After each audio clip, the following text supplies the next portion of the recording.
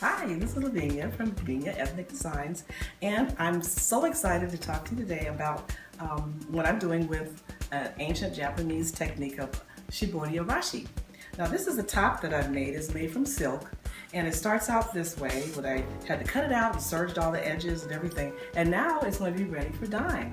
Prior to dyeing, I had to wash it in this kind of textile detergent, and after I do that, then it's ready for dyeing. So I kind of skipped a little bit. But anyway, this is what it looks like when you first start out, and this one would be a poncho. The next one that I have is this is a cocoon. It will be a cocoon, but this is also silk. And I cut this out of the silk, and I've done all the sewing around the edges, and then I washed it with the textile detergent. So now it's ready for dyeing. And when I finish, this top is going to look like this. It's a cocoon, and they're very beautifully worn, and they're so comfortable. And of course, you know, ponchos are always comfortable to wear. But anyway, I'm going to be using the Arashi Shibori method. Now, what you see here is the poncho that I showed you earlier in one of my earlier videos. And the poncho was scrunched together. First I wet it with water, scrunched it together, and then poured on my beautiful dye, and I let it sit. Now it's in the process of drying right now, and when it's done, it'll have a beautiful, beautiful texture. I'm not really sure exactly what it's going to look like, and that's the beauty of doing fabrics like this and using that method, because you just don't know. It's always a surprise. The next one is a Shibori method top also, and it is one where I have wrapped it around a pole. And I have used string to secure it and wrap it around really tight, and then you scrunch it together, put on your dyes, and now you have to let that dry, and that will create a beautiful design. And that's going to be surprising too, because I'm not exactly sure how it's going to look. The next one is the cocoon that I talked about, and the one that I was wearing. And on this one I did a little different because it's such a large piece of fabric. I pleated it, and then I wrapped it around the pole, and then I pushed it together and squished it and used lots of string to secure it, and then we'll be able to see exactly what that's going to look like. It'll be very interesting. So much fun.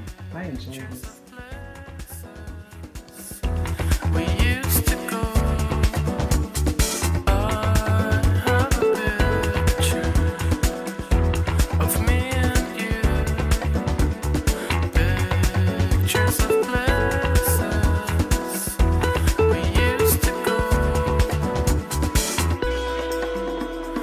Nights were really long there,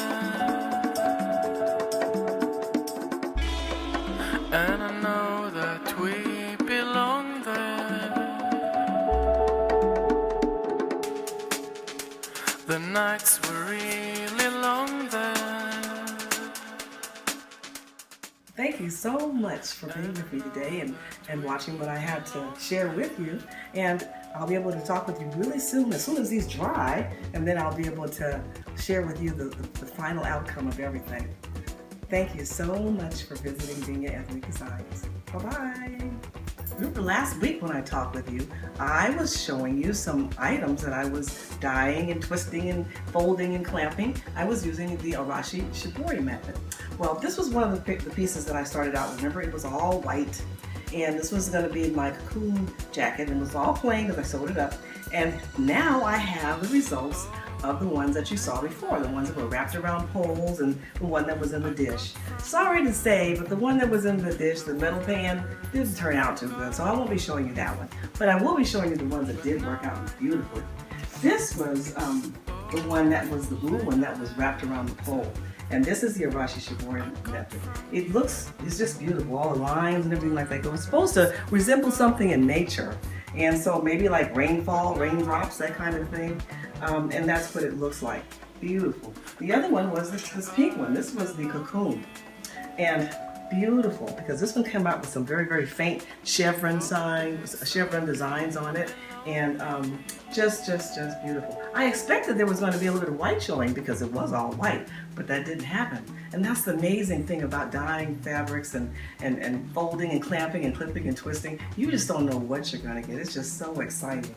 There were some other ones that I did as well, where I did some folding, and this is one right here.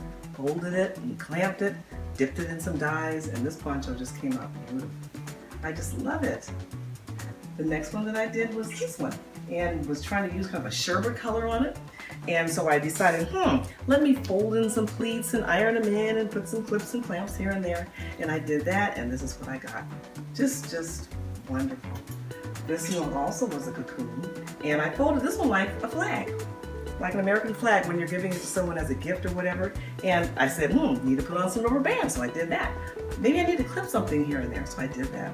And I got beautiful designs. Some of the areas you can see where the folds came out and the circles where the rubber bands were. Just beautiful, beautiful color. The next thing that I did was the cotton. Remember the last time I showed you this one, I think, where I took a piece of Guinea brocade cotton, was plain gray, and dyed it in some turquoise dye. And I twisted some areas and tied them down and clamped some things. And this is what I got. It just turned out gorgeous.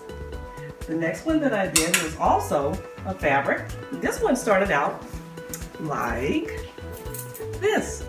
Plain piece of Guinea brocade fabric, brown in color. And I decided, gee, I want it to be more exciting. I wanted to have some movement, some action, some design in it. So I took it and folded it, ironed it down, put in some deep colors that I liked, and this is what I got.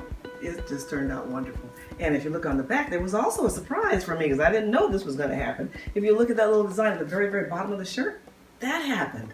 And again, it's like what I was saying, when you're dyeing things and when you're twisting them and clamping them and folding them, you just don't know what you're going to get. It's just beautiful. Anyway, I like the surprise. Some artists I know, when they do it, they like to be able to determine exactly what they're going to get. I'd rather be surprised. It's just wonderful. And thank you so much for visiting Venia Ethnic Designs. Bye.